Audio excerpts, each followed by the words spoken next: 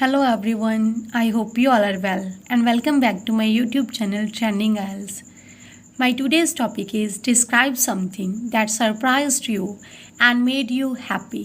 एक ऐसी चीज़ को डिस्क्राइब करो जिसने आपको सरप्राइज किया हो और आपको हैप्पीनेस फील करवाई हो.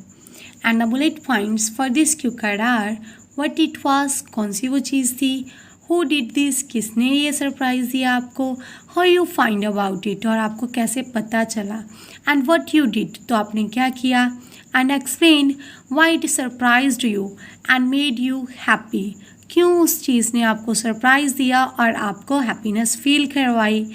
And the sample answer for this cue card is usually everyone gets unexpected surprises in his or her life. ज़्यादातर हर एक पर्सन को अनएक्सपेक्टेड सरप्राइजेज अपनी लाइफ में मिलते रहते हैं. Sometimes the surprises are pleasant, कभी कभार तो सरप्राइजेज खुशी देने वाले होते हैं, but it can be devastating which means दुख देने वाले भी हो सकते हैं.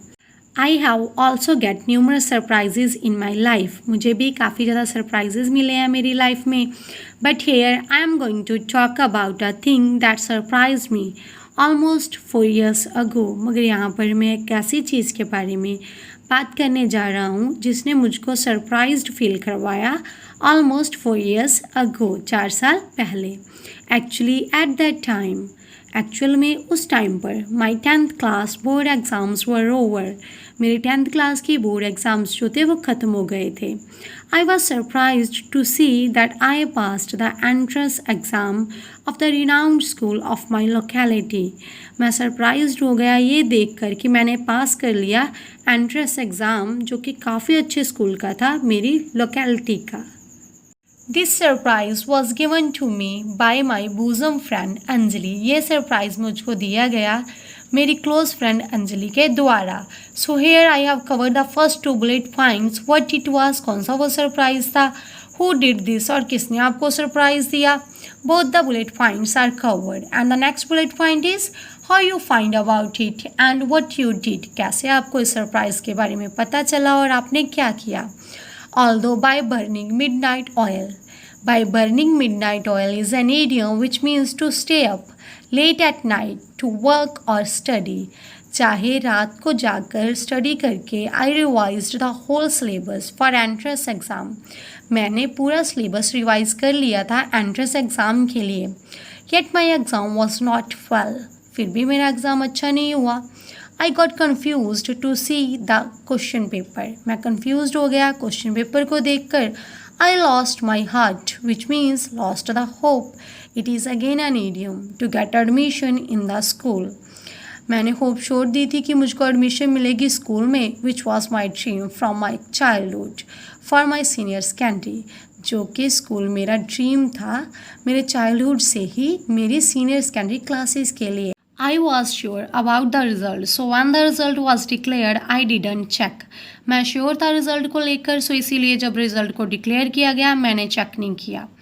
But in the evening of that day, my friend came to my house and she was really tensed.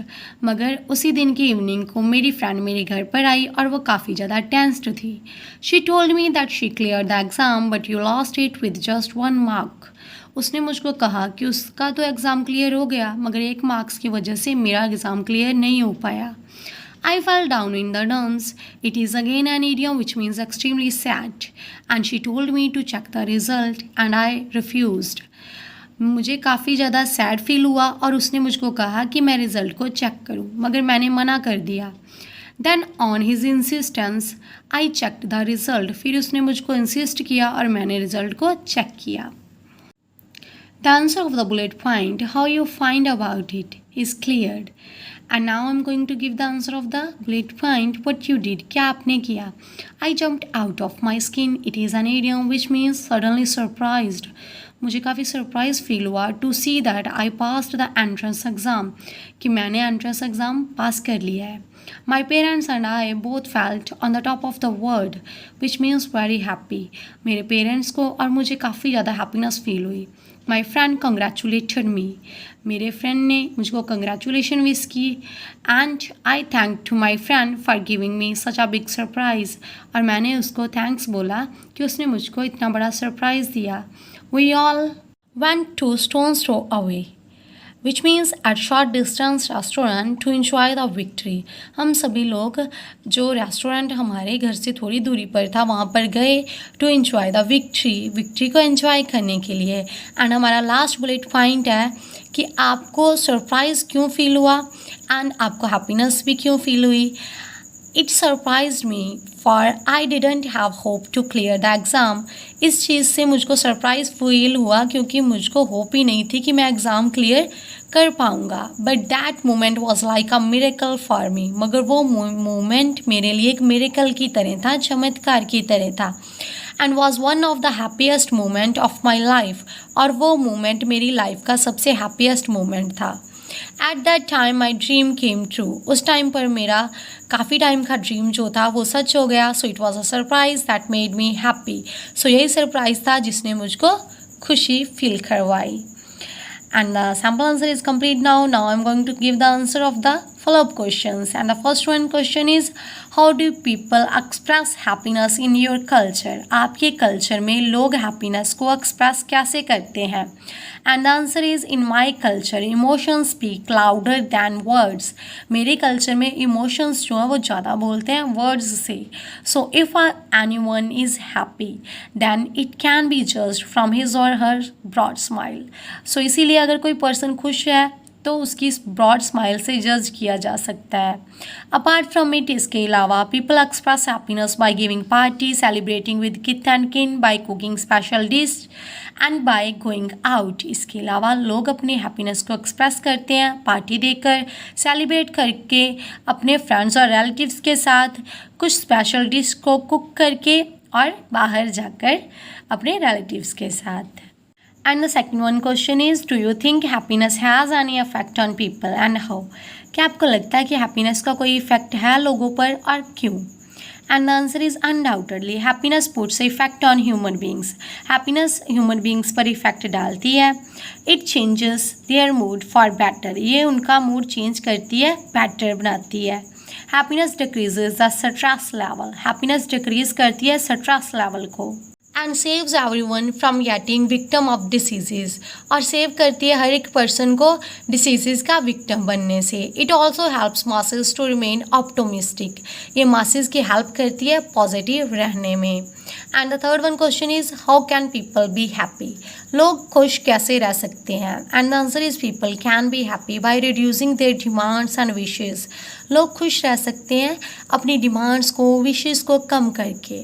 Because if they are satisfied with whatever they have, क्योंकि अगर वो खुश हैं उस चीज़ के साथ जो भी उनके पास है, then they will not get upset, तो वो अपसेट नहीं होंगे.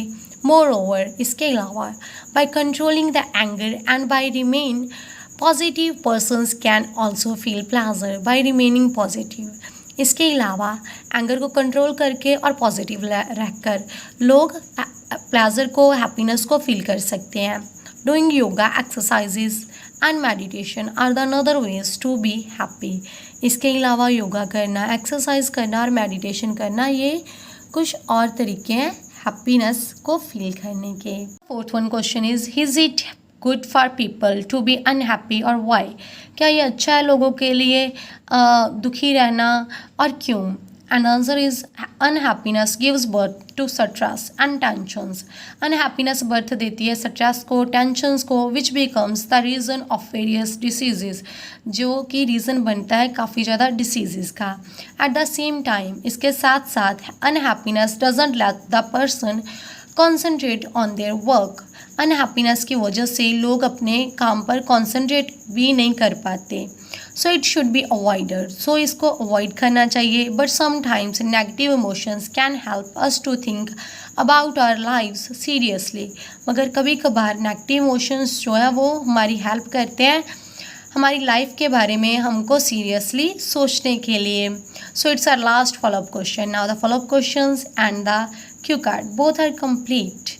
I hope you like my video And if you like my video, then like it, share it with others, and also subscribe my channel for more such kind of video. Thank you.